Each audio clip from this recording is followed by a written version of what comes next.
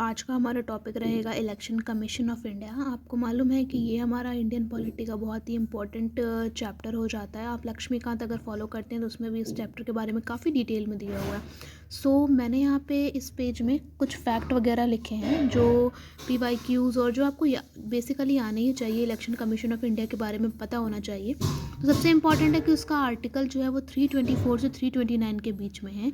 ये पार्ट 15 में आता है और ये जो है ये परमानेंट और इंडिपेंडेंट बॉडी है।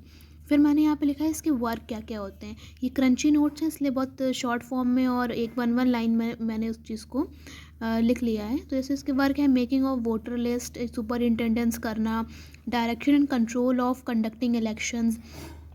अब आता है कि इलेक्शन कमीशन जो है वो कौन कौन से इलेक्शन करवाती है। तो वाइस प्रेसिडेंट का इलेक्शन, प्रेसिडेंट का इलेक्शन, स्टेट असेंबलीज़ के जितने इलेक्शन होते हैं और पार्लियामेंट के यानी लोकसभा राज्यसभा के जो इलेक्शन होते हैं वो। तो ये सारी चीज़ें हो गई। और जैसे कि कोई भी dispute, any dispute arising out of elections are settled by supreme court. तो कोई भी डिस्प्यूट अगर इलेक्शन से रिलेटेड अराइज होता है तो वो सुप्रीम कोर्ट में जाता है डायरेक्ट। और इलेक्शन कमीशन के कॉम्पोजिशन की बात करें तो उसमें एक चीफ इलेक्शन कमिश्नर हैं और अदर इलेक्शन कमिश्नर है जिनको अपॉइंट करा जाता है प्रेसिडेंट के द्वारा। फिर president can appoint state election commission on the advice of election commission. तो ये हो जाता है। उसके बाद है कि प्रेजेंट टाइम में 3 इलेक्शन कमीशन है और 1 हमारे CEC माने चीफ इलेक्शन कमीशन है। और जो इलेक्शन कमीशन होता है, कमिश्नर होता है, उसकी इक्वल पावर होती है, सैलरी पर्क्स टू जज ऑफ सुप्रीम कोर्ट के बराबर होती है। ये बहुत इंपॉर्टेंट है, इससे आपको याद रखना है। ऐसा क्वेश्चन प्रीवियस ईयर में पूछा भी गया था PCS के एग्ज़ाम में आई थिंक।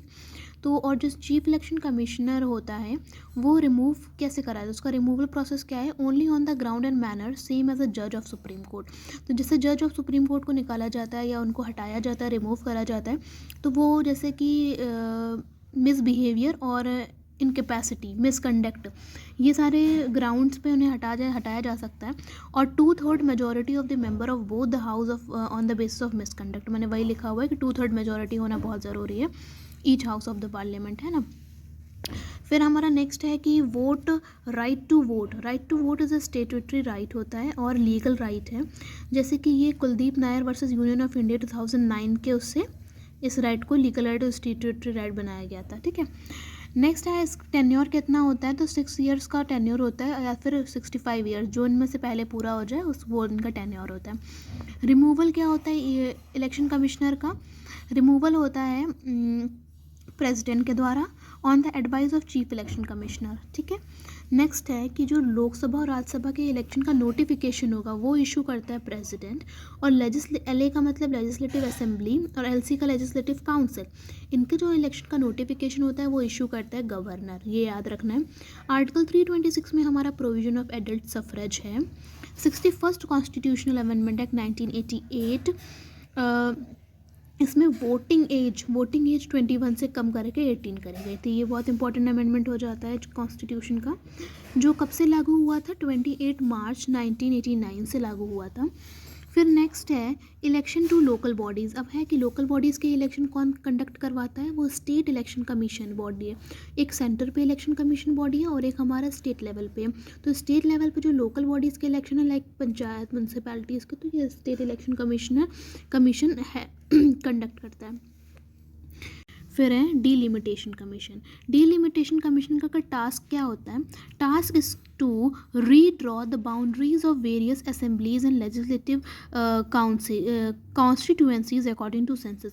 क्या होता है ना, जैसे सेंसस होता है तो हमें सेंसस के द्वारा पता चलता है कि उस एरिया की कितनी आबादी है या कितनी पॉपुलेशन है, तो उसके हिसाब से हम उसको कॉन्स्टिट्यूएंसी देंगे उसी हिसाब से।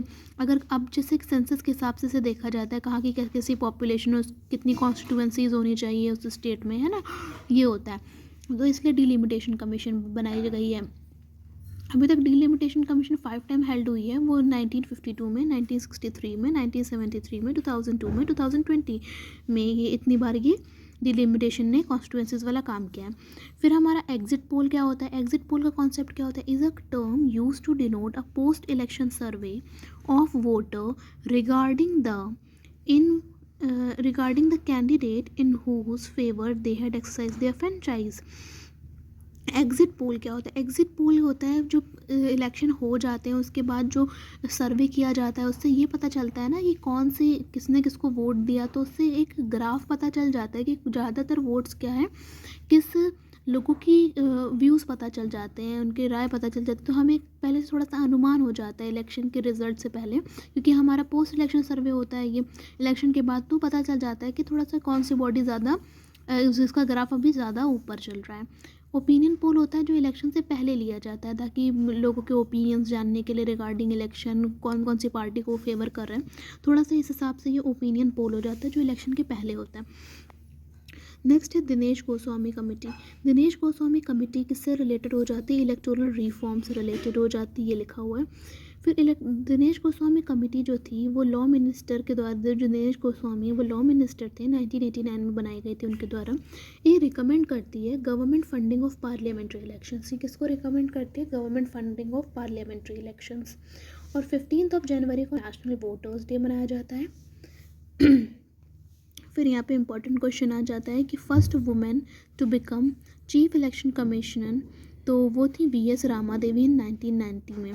और सबसे पहले जो 1950 से 1958 तक पहले चीफ इलेक्शन कमिश्नर जो थे वो सुकुमार सेन थे। फिर नेक्स्ट है जो हम मॉडल कोड ऑफ कंडक्ट है वो किसके द्वारा निकाला जाता है? जैसे मॉडल कोड ऑफ कंडक्ट जो है वो इलेक्शन कमीशन ऑफ इंडिया के द्वारा निकाला जाता है। एक हमें प्रक्रिया पता चलती है ना, क्या हमारा कोड ऑफ कंडक्ट रहेगा ड्यूरिंग इलेक्शंस एंड इलेक्शन का जो प्रोसेस, जो टाइम पीरियड रहेगा उस दौरान। तो ये है मेरे छोटे से क्रंची नोट्स जो आप एक दिन पहले एग्ज़ाम के पढ़ के जा सकते हैं। पूरी बुक का निचोड़ है ये इलेक्शन कमीशन का। All the best. ऐसे ही बने रहिए हमारे चैनल पर और ऐसे ही ज्ञान को प्राप्त करते रहिए। Bye bye.